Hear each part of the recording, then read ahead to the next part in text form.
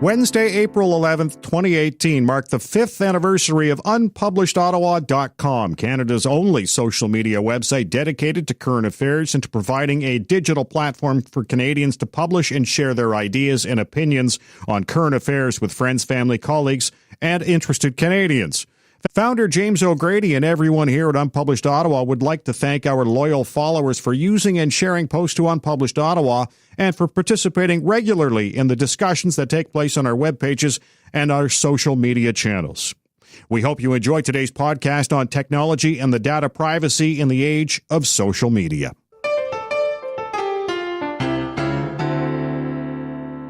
Who out there has your personal information? The darker side of that is, what are they doing with it?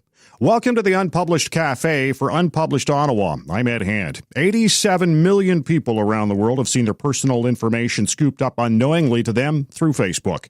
And of the 87 million, more than 620,000 Canadians are impacted, according to Facebook CEO Mark Zuckerberg.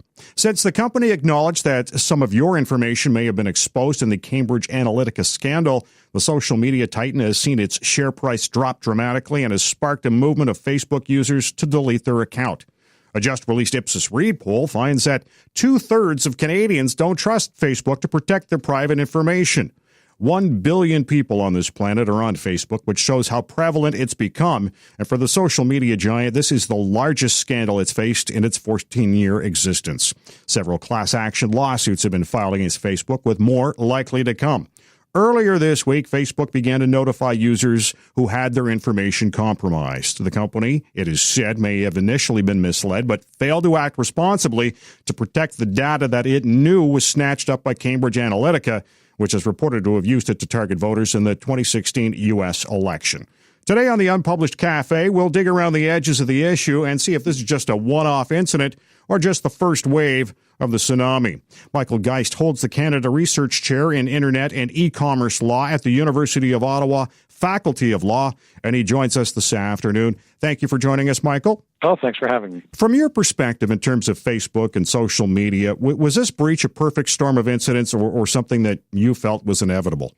I think a lot of people have been seeing this coming for some time, and I think it's notable that I don't know this necessarily fair to call it a breach. In many respects, a lot of the data and a lot of the business models that we've seen is the system working as, at least at the time, it was designed to work.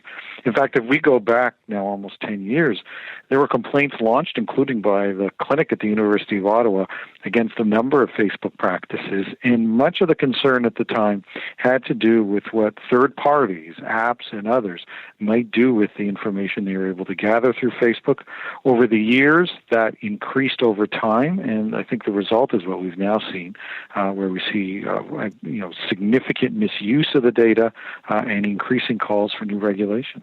You know, we've heard all about protecting our personal information. We all know about identity theft. So why do the people who feel or have been compromised feel they've been wronged when they put it out there in the first place? Well, I think part of it is that if we take a look at the way the data has been used, both was accessed and used, is I think they have been wronged.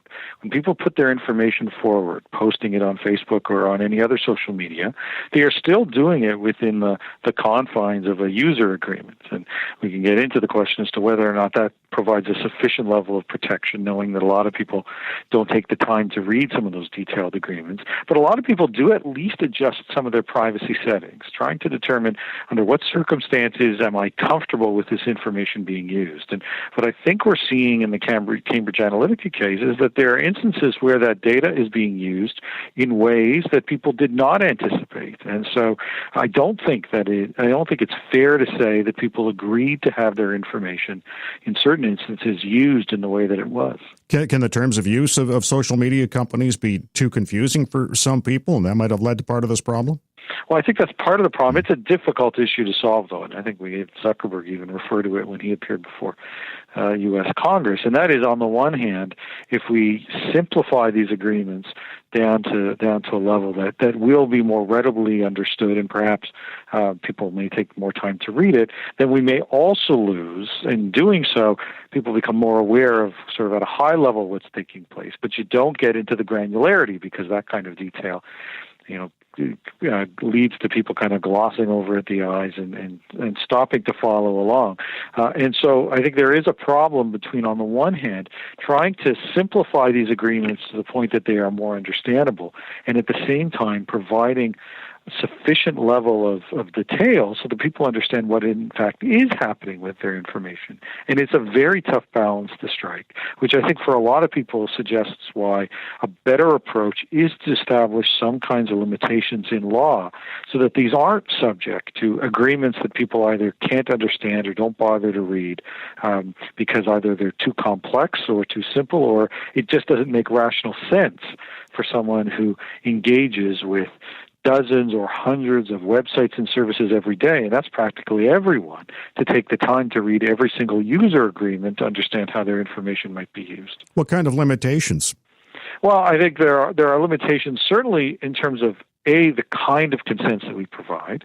And so part of the problem has been that a lot of services, and this isn't a Facebook-only issue, this could apply to almost anyone, have been very content to what is viewed as opt-out type systems in which companies assume that they're entitled to use your information unless you take the proactive step to opt out. That's something that simply doesn't happen at this point in time. People oftentimes don't take that time to opt out, and very often it leads to the presumption by companies that they can use your information for a whole series of reasons that many people, I don't think, if fully informed, would agree to. And so one thing that we can do is to step in and make a clear requirement that it be an informed opt-in consent, which would force companies to be far more direct about what they're doing with your information, obtain real consents for it, and would likely discourage some companies from, in a sense, saying we can do absolutely anything we want with your data, because they'll know that people are a bit better informed about it and might establish some real limitations around it.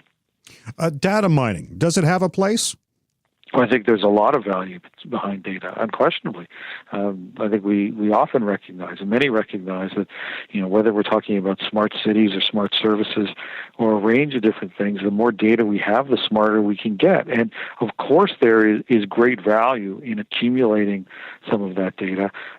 There is the danger, however, of misuse, and one of the issues that did come up as well during the Zuckerberg hearing is bias in the system. Instances where, when you accumulate some of that data, do you begin to engage in different kinds of bias, the sort of things that oftentimes in a pre-big data world we would have said, well, that's not permissible. You can't discriminate against someone in terms of the information that you provide or the offers that you make. And yet, of course, big data really allows for some of those kinds of activities to take place.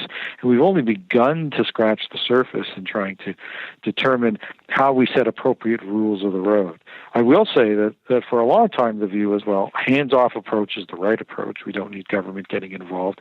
And it's pretty clear that the tide is shifting in this regard. I think that it's not that we want or should want government to come in to regulate all kinds of things, but at the same time establishing some more clear-cut rules of the road, recognizing that there are enormous benefits to social media, to big data collection, but there are also risks, privacy risks, security risks, intellectual property risks, and we need to grapple with some of those, perhaps in a more serious way than we have in the past. Micheal Geist is joining us on the Unpublished Cafe. He holds a Canada Research Chair in Internet and E-commerce Law at the University of Ottawa, and we're discussing the Facebook data breach and Cambridge Analytica. And Micheal, it's a global economy, and as we've seen with this incident, the U.S., Canada, Britain are linked through company subsidiaries of Cambridge Analytica, but each of these countries could have different policies and codes of conduct regarding the use of that data.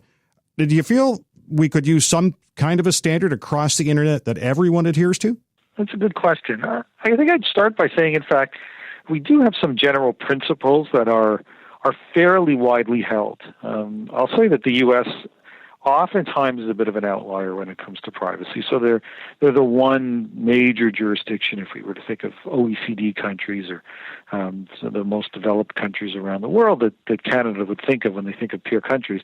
The U.S. is sort of the one country that doesn't have a broad-based set of privacy rules. I mean, the U.S. approach has tended to be as long as companies do what they promise. So if you put something in a privacy policy, you have to live by it. But as long as you've done that, that's typically good enough, with a few exceptions for some specific privacy measures.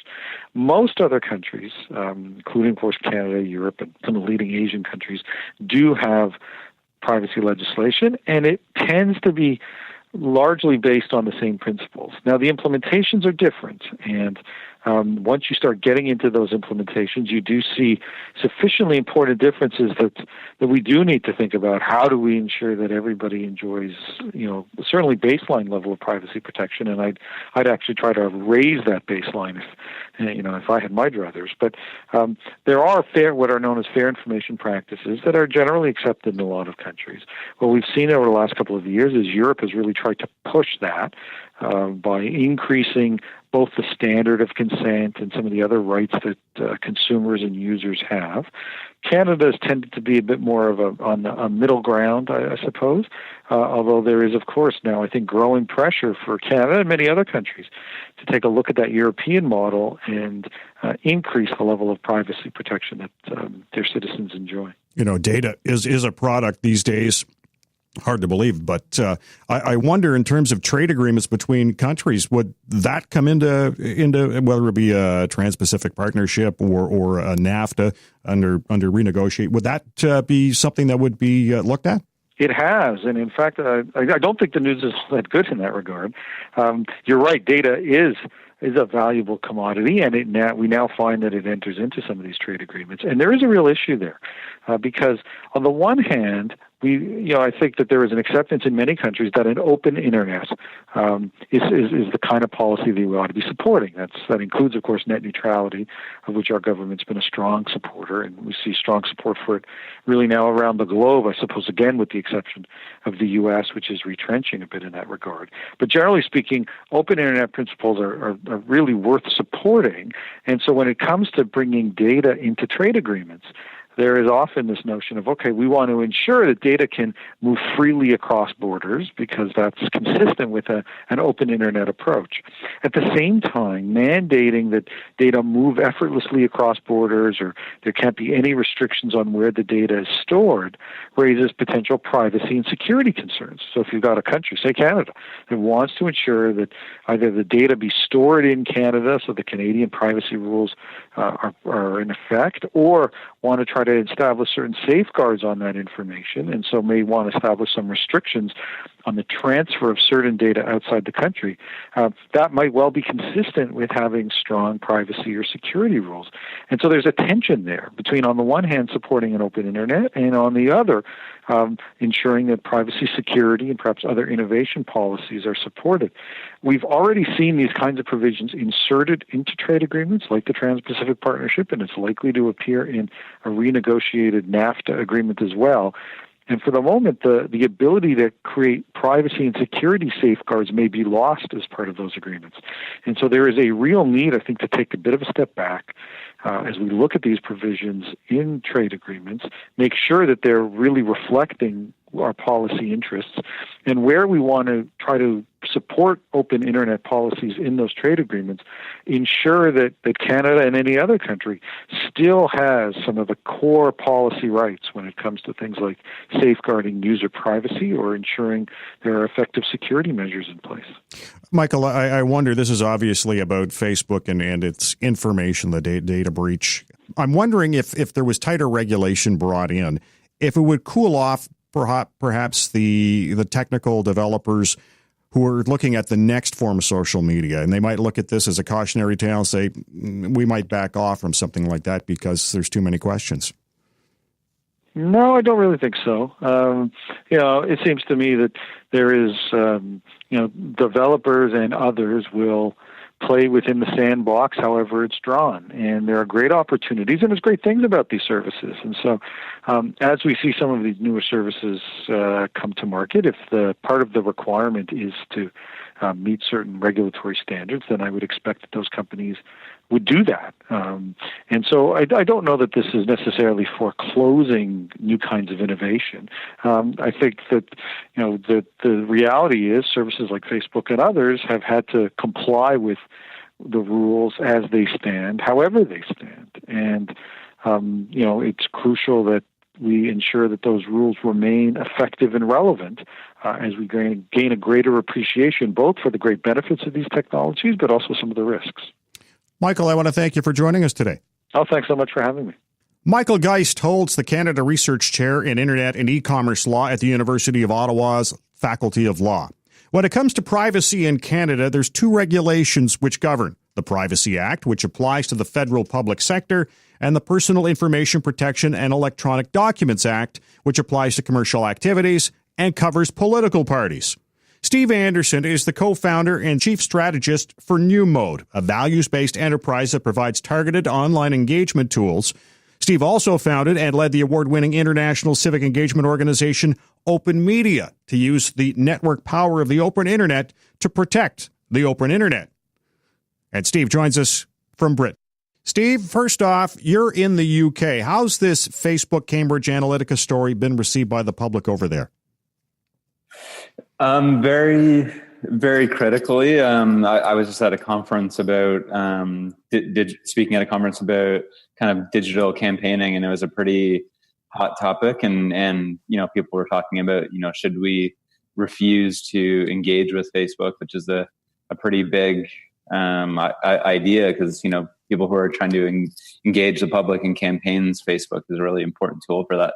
So yeah, and I think that's generally kind of the sense here is people are fairly enraged and critical. I think even more so than Canada, because I think there are already some more of a kind of critical outlook on Facebook over here, and they're kind of moving forward on pretty strong European-wide privacy legislation called the GDPR, and so this was just kind of like almost like a nail in the coffin for a lot of people.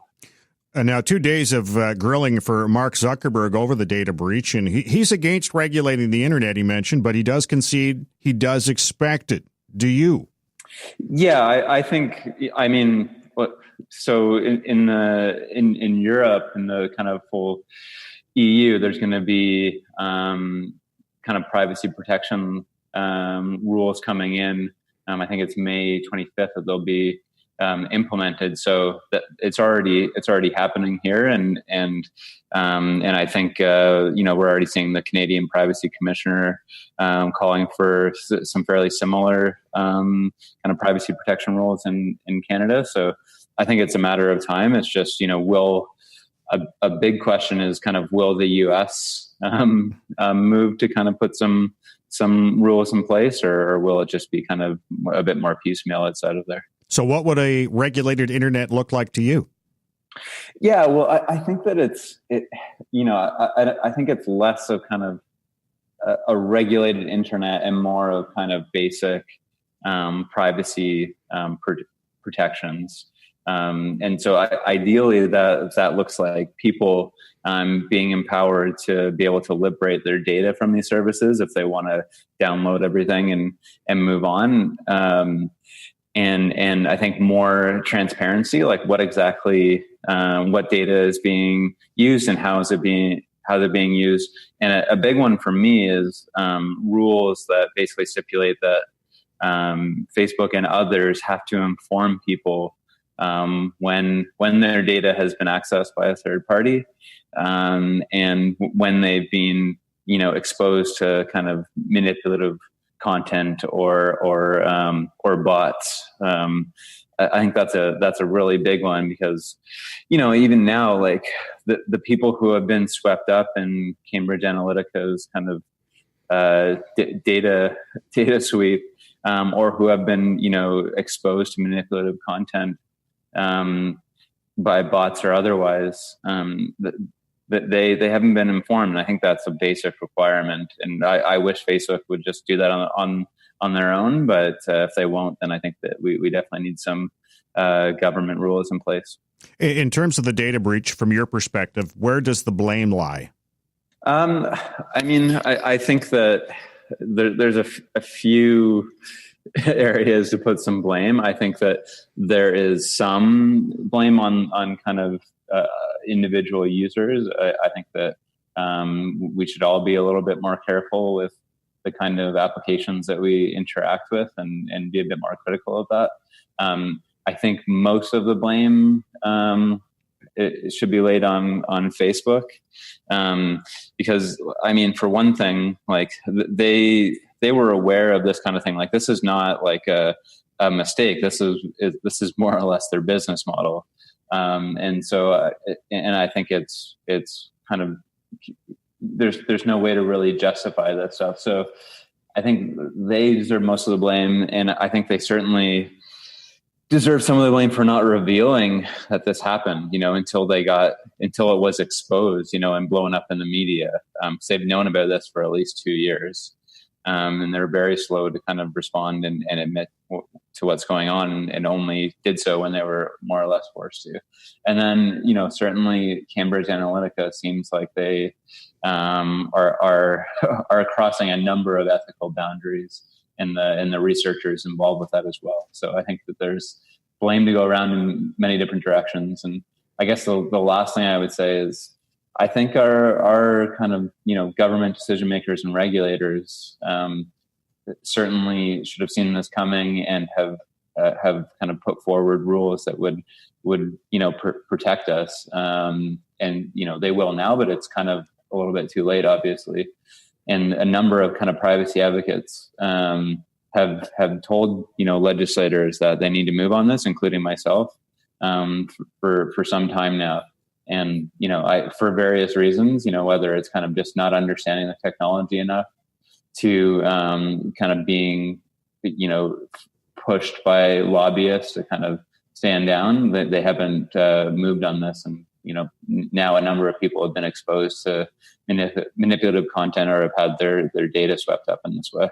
Steve Anderson is joining us on the Unpublished Cafe. He's the co-founder and chief strategist for New Mode, a values-based enterprise that provides targeted online engagement tools.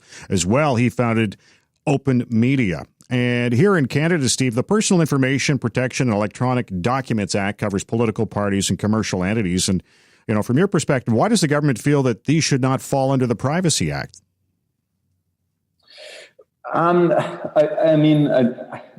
think that, I think the PETA it is the kind of the way that they've kind of laid this stuff out in terms of commercial providers. And I don't think that's necessarily wrong. I think that that's the kind of framework they've been using. I think it's just that they, within the kind of legislative framework that we have, they haven't added the protections that we need in terms of consent and data sharing and I think now kind of looking at things like bots. So I don't think it's that the whole framework is problematic. I just think that they haven't put in the strong enough safeguards for these particular items. And what kind of safeguards would you like to see?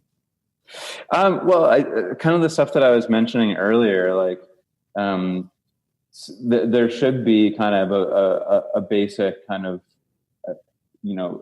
ability for users to be able to access their data and to be made aware of where their data is going. And so I think there needs to be some stipulation in legislation along those lines. And I think that there should be some clear limitations on what data can be shared and how long data can be stored, and something along the lines of what we're seeing in Europe, where collection of data should be tied to a reasonable use of that data. So if you're just collecting it because you can, I think that's a problem, because this data, as we've seen, can fall into the wrong hands. So there should be a reason why you're connecting this data, and you should be able to kind of demonstrate what that reason is.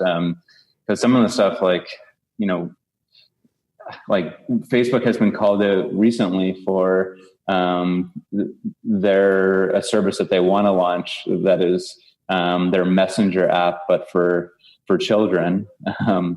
And sort of when they were called out on that,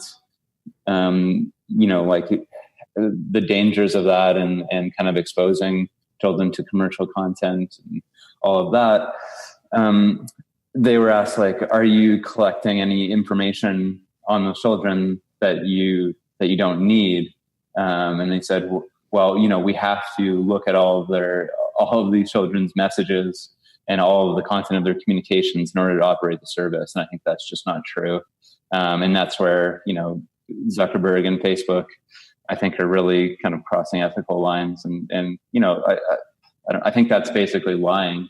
And it's just that their business model is to collect as much data as possible, and to enable kind of whatever entities want to use that to persuade and target people to use that data for those purposes. And I think that whole business model is kind of coming under question. And I don't think that it is fundamentally illegitimate, but I think that we need some basic kind of limitations and restrictions on that.